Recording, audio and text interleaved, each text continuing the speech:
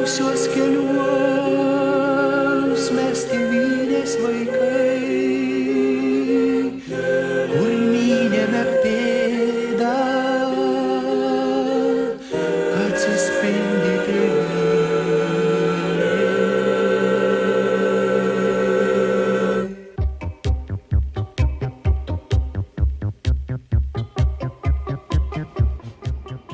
Labas and hello friends. Today I'll be making a beautiful thing called Šaltibarščiai.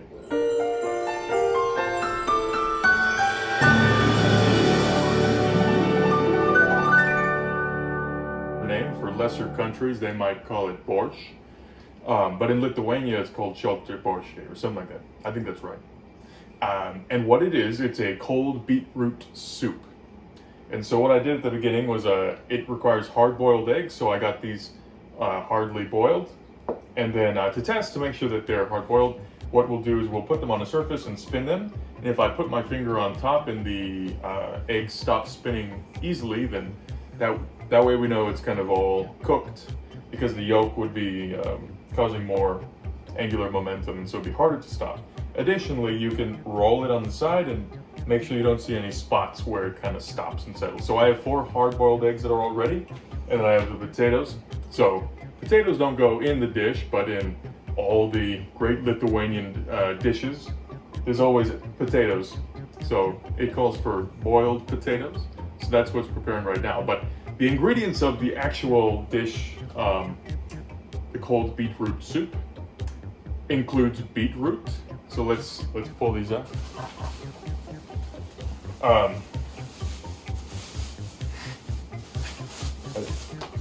Got this beautiful beetroot here. These leaves can be cooked or something, but that's not what we need. So we will need 1 pound of beetroot, and I got some smaller ones as well. The other ingredient that's super important is kefir, or like a cultured fermented milk. In Lithuania they use kefir, but in Ukraine and Russia, where they have borscht, which is their version of this cold beetroot soup, they don't use kefir, they just use buttermilk, or they don't use it at all. And so that's a big difference between that. And then we have cucumber. This is a Japanese cucumber. You could use a English one as well. They're both good. Dill. So you're supposed to use fresh dill for this nice, fresh, cold soup, kind of a salady flavor.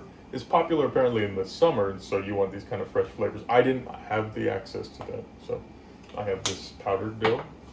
And then spring onions, or like chives. Apparently they're not very common in Lithuania, but sometimes they'll throw these on top. And I think that's it. So, root vegetables are very common in the land of rain, which is what Lithuania means. It's a fantastic place. My ancestors are from the land of rain. My grandmother tried to teach me a lot of Lithuanian words, but I didn't remember a lot of them. One that's popular is ačiū, which is thank you. So that one's easy to remember. All right, we're gonna cut the beets. So what we gotta do is we have to boil them and let them cool down, and then we mix everything together. That's pretty much it.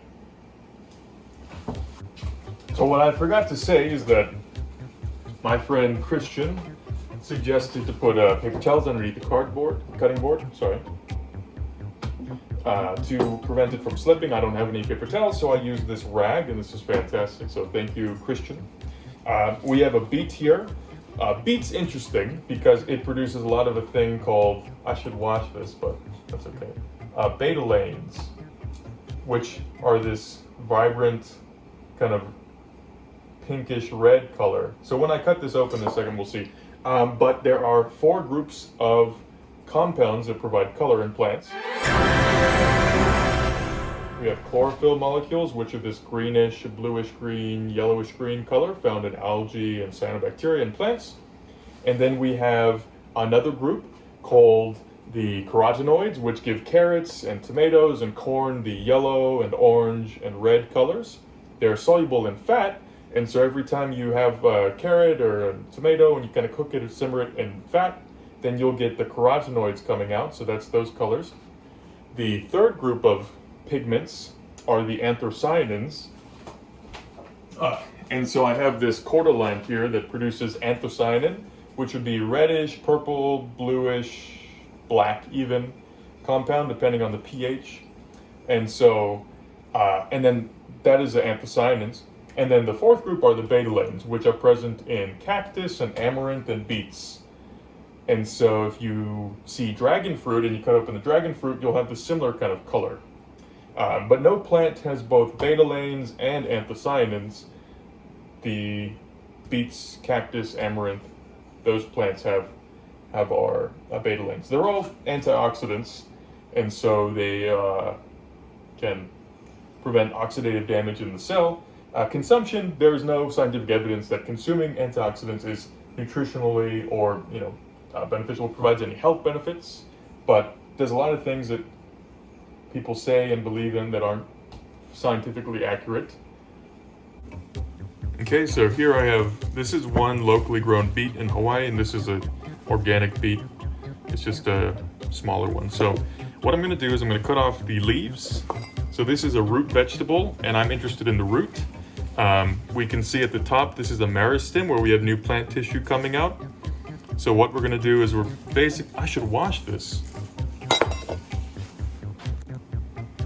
Okay, this has been washed sufficiently.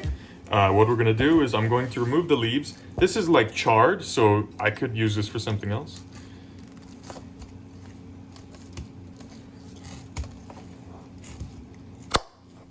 Okay, so I remove the leaves and the apical meristem. I'm gonna put that in my refrigerator for something else later. And then, let's see, let's peel this. So I'm gonna take 1 pound of beetroot, and you can see the betalains are coming out here. It's kind of tragic. Oh my God. It's kind of tragic. Oh my God. Oh my God.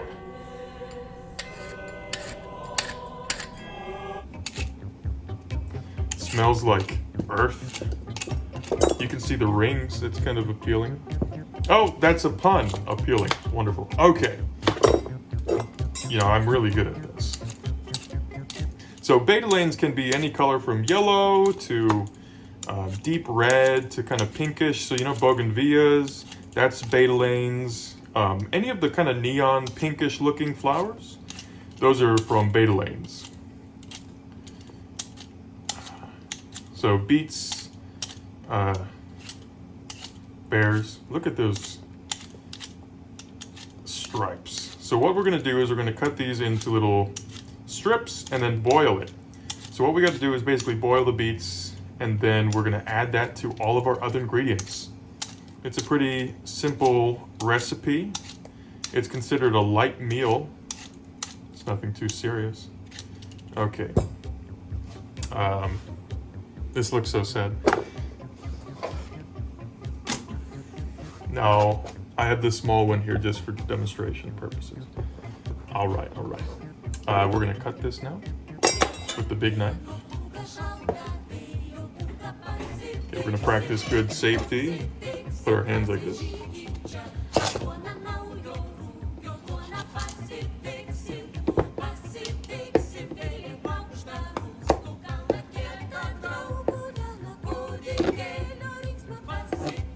Okay, this is pretty beautiful. I think this is spectacular. Look at the marbling on that. It's pretty wet. Okay, I'm gonna do this one, the smaller organic one, just to see what it looks like inside. I would imagine it's the same, just smaller. Lithuania was once the most powerful country in Europe when it teamed up with Poland, maybe 500, 600 years ago, something like that. Now it is the European country with the highest suicide rate, and there's a lot of people leaving Lithuania. My family left Lithuania 4 or 5 generations ago to come to America and flee the unsavory political climate at the time with the Soviets and the Nazis and that kind of stuff. So we have the small one here. Okay, it looks the same. Now what I'm gonna do is I'm gonna cut these into Juliets. I think that's what they're called, little strips or something like that. Oi.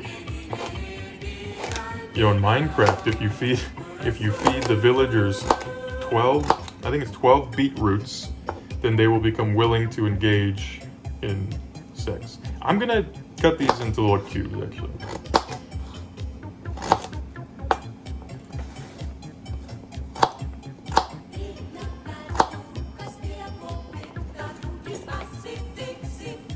Isn't this beautiful? Lithuania has the fastest internet of all of Europe. It was the last country in Europe to become Christianized. They have a lot of pagan traditions, worshipping trees and stuff. Maybe that's where I get it from. Lithuania was the first country in the Soviet Union to say, hey, we don't want to be part of the Soviet Union anymore. And then Estonia and that other country next to it decided, hey, let's join forces. So then they kind of got rid of Russia. All right.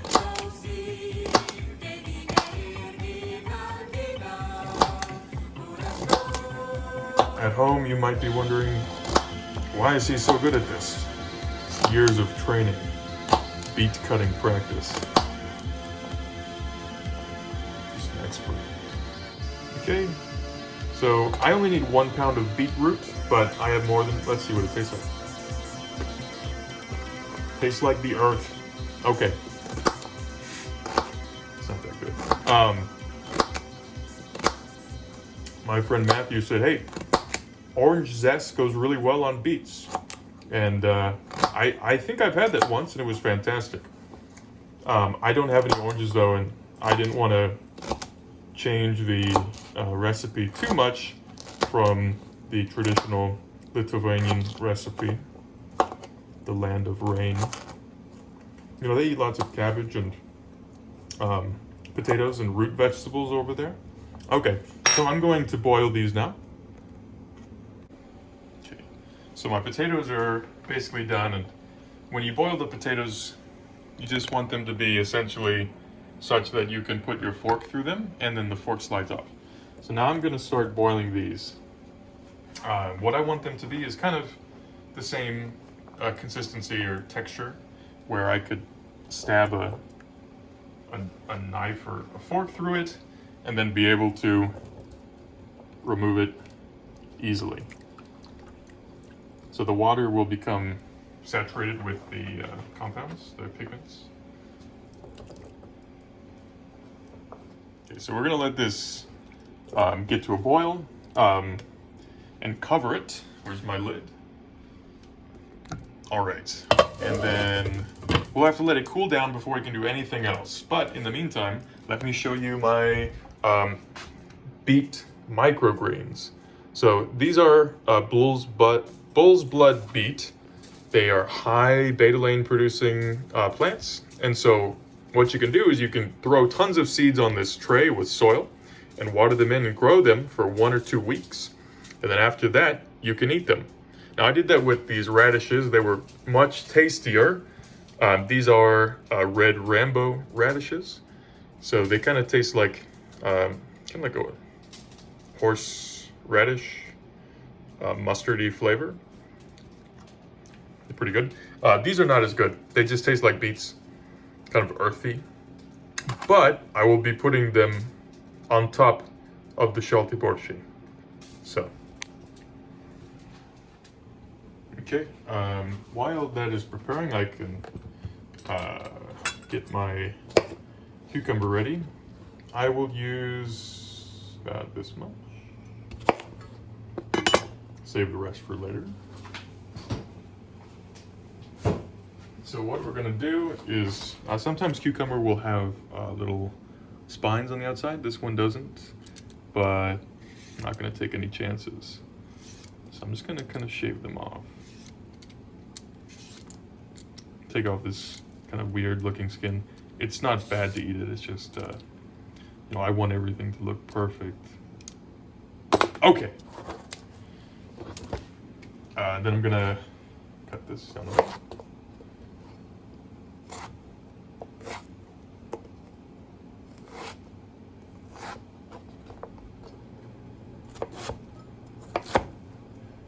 The good thing about cutting beets is if you cut your finger, it's hard to tell where the blood is.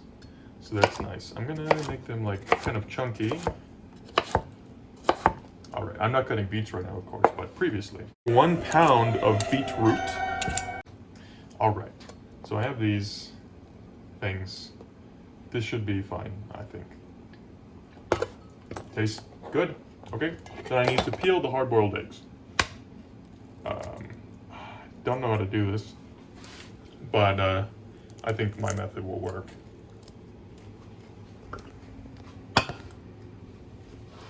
I'm just gonna kind of rip off the eggshell. I think that's how most people do it.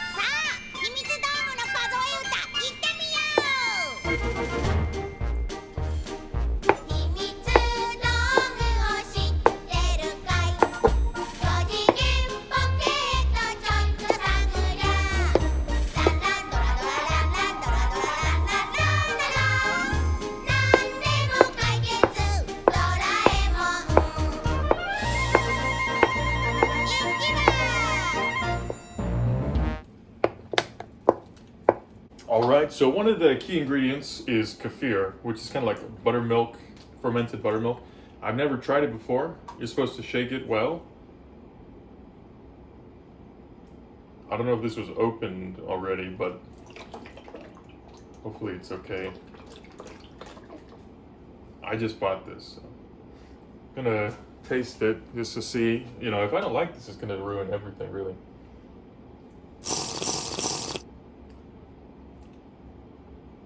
It tastes like yogurt, so that's fine. Okay. Yeah, it's all right. It's good. Delicious. My ancestors smile upon me. So, once we finish the beets, then we'll prepare the rest. While I have time, I'll get the side dish. So I'll put the potatoes on a plate. So the potatoes are served separately because they're hot, while the Šaltibarščiai is cold. So sour cream is always a popular addition onto potatoes. So let me prepare that. So I never boil potatoes. I never buy sour cream. I never buy kefir, I never buy beets, I never buy dill. So this is all pretty new stuff to me. I'm not sure how this works, but okay. Then this is where we put fresh dill or fresh spring onions on top, but I have this other powdered dill. Should be good enough. That looks pretty good. So this is the side dish, and so I'll try and keep this warm in, say, a warm place. All right, friends, the beets are done cooking. So now I'm going to strain them and let them cool. Then we'll mix everything together in one pot.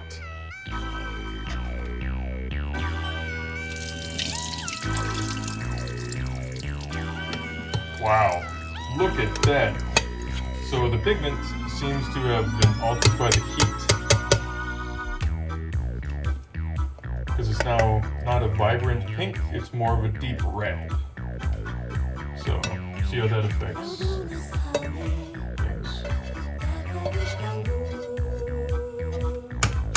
I'm not going to rinse it so we can maintain the juices that sit. So now we just got to cool this down, let it cool, and we'll mix everything.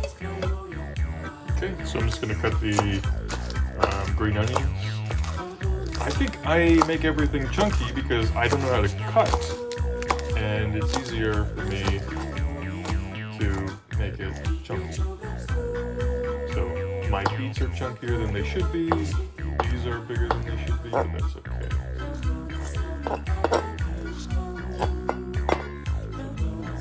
Alright, so now we have this. We have our cucumbers and eggs. And then we have our kefir sitting in. Okay, the beets are almost ready to go, so let's start mixing.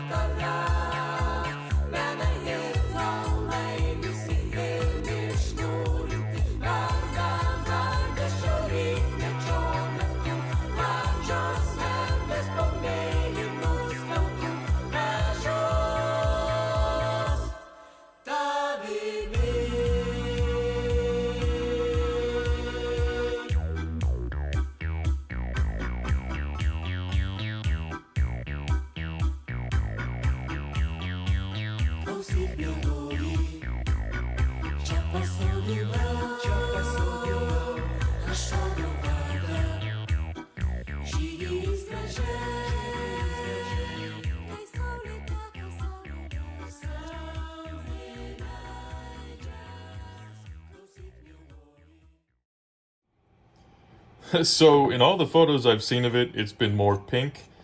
And I think I boiled the beets too long, so what I'm doing is getting one of those other beets I had and peeled it, and I'm just gonna scrape and get the juices out so I can get it to look more pink. Yeah.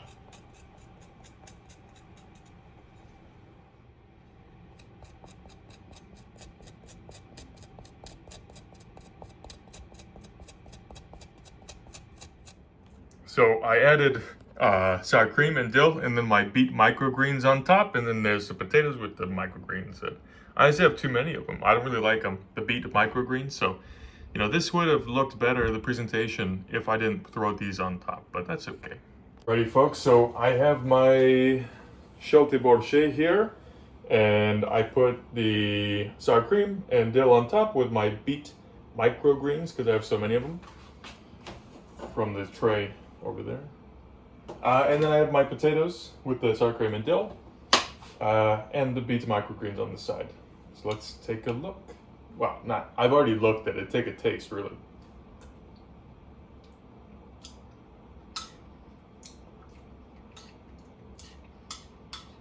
Pretty good. It has a yogurty flavor from the kefir. The eggs are nice. The beets come out pretty well, actually. The dill is pleasant, kind of refreshing. The longer it sits in the fridge and chills together, it's supposed to taste better. Cucumbers are nice.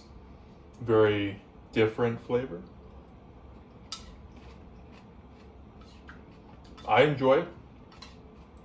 Yeah, I cooked the beets too long, so then they kind of lost a lot of the juices. But their texture is nice. They don't taste like fertilizer. Everything's really chunky because I didn't cut it appropriately, but that's okay. I enjoy all the chewing and the masticating allows for the flavor to come out.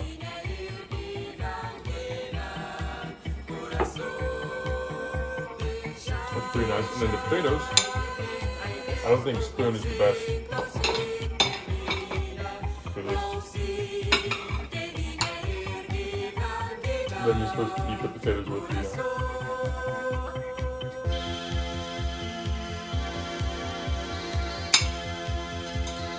salted pork.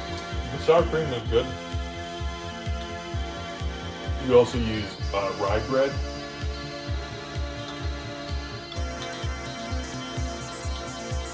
Yeah, this is quite nice. I enjoy it.